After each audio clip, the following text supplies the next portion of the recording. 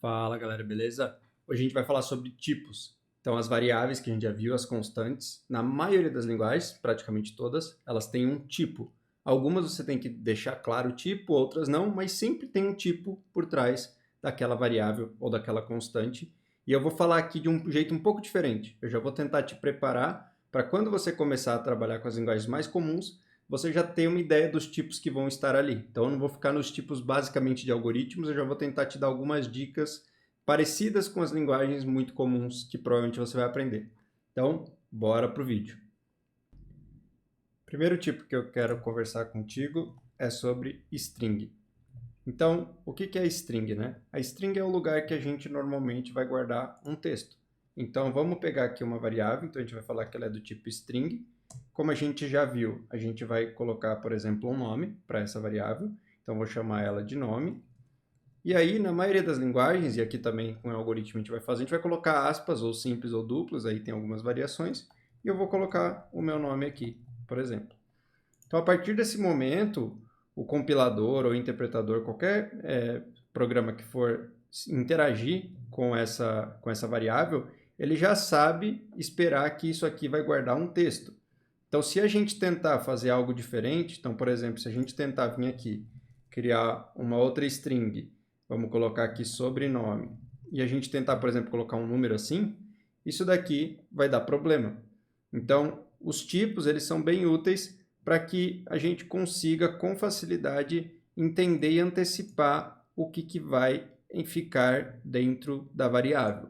Então, é importante entender bem os tipos e sempre pensar no tipo do que você está declarando. Então, vamos limpar aqui e vamos ver um outro tipo um pouquinho diferente, que é o tipo Boolean. Então, vou colocar aqui Boolean, ou bool em algumas linguagens.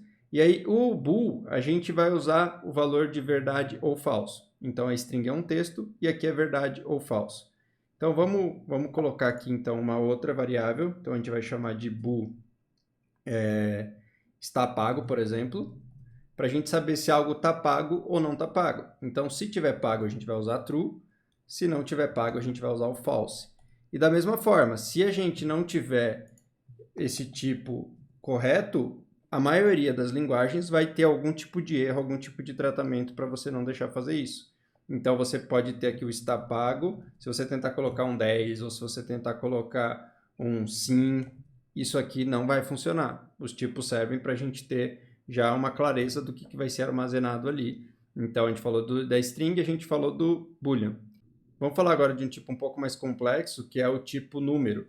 Então, em alguns lugares a gente pode chamar ele de number, mas normalmente a gente vai ter ou int, ou float, ou double. E a gente tem tipos ainda mais complexos, como por exemplo big int e algumas outras variações para guardar números muito grandes.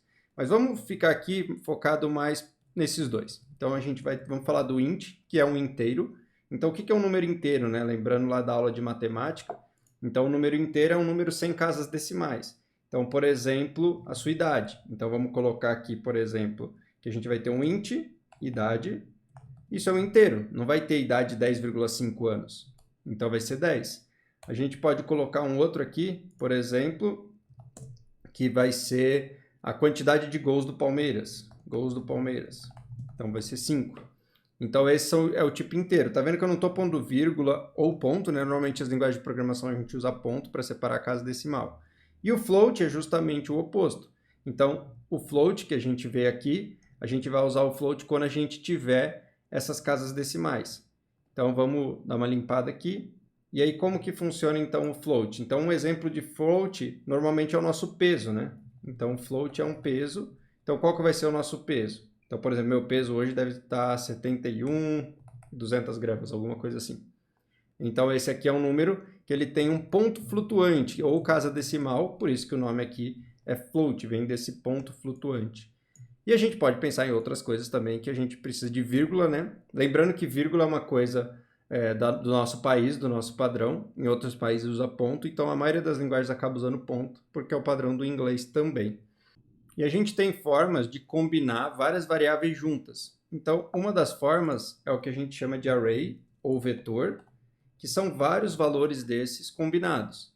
Então, por exemplo, a gente poderia ter aqui um array de alguma coisa. Vamos pegar um array de números. Então, normalmente a gente usa esse colchete para mostrar que é um array, na maioria das linguagens. E aí a gente pode ter, por exemplo, aqui, como a gente fez idades, todas as idades. Então, pode ter a minha idade aqui, que eu acho que é 34 ou 35, acho que é 34 ainda. A gente pode ter a idade da minha esposa, a gente pode ter a idade de várias pessoas aqui. Então, a gente tem uma lista, ou um array, de idades que são inteiros. Então, a gente identificou que é o tipo inteiro, por causa do int aqui. Só que a gente está falando que é um conjunto, né? São vários, e por isso que a gente tem vários aqui dentro. Então, esse array, talvez agora, só sabendo que existe isso, é um pouco confuso. Depois vocês vão ver por que é tão importante, porque que não dá para, por exemplo, a gente ter colocado que esse aqui era o idade A, esse aqui era o idade B, esse aqui era o idade C, porque muita gente não sabe quantas idades ou quantos valores a gente vai ter. Por isso que é tão importante esse tipo que a gente chama de array. Então vamos falar de um outro tipo, que é o tipo map ou mapa. A gente pode pensar isso como um depara. Então a gente vai de um lugar para o outro. A gente normalmente chama isso de chave e valor. Então, se a gente declarar aqui um mapa, por exemplo, vamos colocar aqui um mapa de string para int. Então, o que seria esse mapa de string para int? A gente vai colocar na chave uma string e a gente vai colocar no valor um inteiro. Então, eu vou voltar nos mesmos exemplos que eu acabei de dar para ficar mais simples. Então, vamos lá. Vamos colocar, então, que a gente vai ter um mapa de string para int, que vai ser idade por nome. Que eu vou quebrar a linha só para ficar mais fácil da gente escrever. Então, esse mapa de idade por nome, ele, por exemplo, vai ter o Felipe, que é uma string, com a idade 34. E pode ter a Luane, com a idade 32. Então, esse mapa aqui, ele é justamente essa combinação entre uma string, que é a chave, e um inteiro.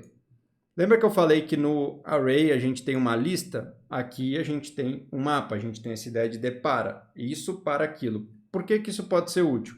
Eu consigo rapidamente descobrir qual é a idade do Felipe, porque eu tenho a chave. Pensa como se fosse uma porta, né? Eu sei qual que é a chave para eu pegar a idade do Felipe, é usar o nome Felipe. Então, eu não vou tentar complicar muito aqui, mas só para vocês terem uma ideia, seria algo mais ou menos assim em várias linguagens. Então, eu faria get Felipe. E o que isso aqui vai me retornar? Vai me retornar justamente o 34. Então, é uma forma interessante da gente partir de um valor e chegar em outro. E agora o último tipo que eu queria falar para vocês é o tipo objeto. Então, o que é o tipo objeto ou object? Ele é muito parecido com um mapa, mas a ideia é que não seja simplesmente essa relação de chave. A ideia é que seja um pouquinho mais complexo e que a gente esteja realmente mapeando algum valor mais do mundo real, digamos assim. Então, vamos pegar que a gente tem um objeto que a gente está tentando mapear uma pessoa. Então, a gente vai ter uma pessoa aqui que vai ser o nosso objeto, beleza? Então, o que vai ser? A gente vai colocar aqui essa pessoa, um objeto. Eu nem vou dar um nome para ele aqui, vou só chamar de pessoa mesmo. E aí vai ser muito parecido com um mapa em algumas linguagens, em outras linguagens nem tanto. E a gente vai colocar propriedades aqui dentro. Então, a gente poderia colocar que ele tem uma idade, que vai ser um inteiro, que ele tem um nome, que vai ser uma string. Então, vocês estão vendo que a gente está combinando várias coisas. A gente aprendeu sobre inteiros, a gente aprendeu sobre esse tipo que é o texto, né, que é a string. E agora eu estou falando de juntar tudo isso e criar um objeto que eu chamei de pessoa. Por que isso é legal? Agora a gente sabe que dentro de um objeto pessoa, a gente pode ter a propriedade idade e a propriedade nome. Eu não vou me aprofundar muito aqui. Como eu falei, eu só estou dando uma geral para vocês entenderem quais são as possibilidades. Depois, quando a gente entrar em linguagem, JavaScript, vocês vão ver que tudo isso vai ficando mais claro. Mas eu acho interessante vocês já terem uma ideia do que vai aparecer mais para frente, para o cérebro de vocês já irem absorvendo esses conceitos. Então, a gente poderia colocar aqui, por exemplo, pessoa.idade, que vai receber um número, né? 34. E aí a gente poderia também colocar que tem uma outra pessoa, ponto, nome aqui, que vai receber o nome Felipe. E aí, essa variável aqui, quando ela for criada, essa variável pessoa, que a gente está vendo aqui, Normalmente, como que a gente faz isso? Ela seria criado falando, ele é do tipo pessoa e ela chama pessoa. Tá? Então, a gente também vai colocar o tipo. Até aqui, o melhor seria que eu tivesse colocado um Pzão maiúsculo aqui. Então, beleza, vamos recapitular tudo que a gente viu aqui. Então, a gente viu a string, que é texto. A gente viu também o bool, que é o true ou false, verdadeiro ou mentira. A gente viu também o int, a gente viu o float.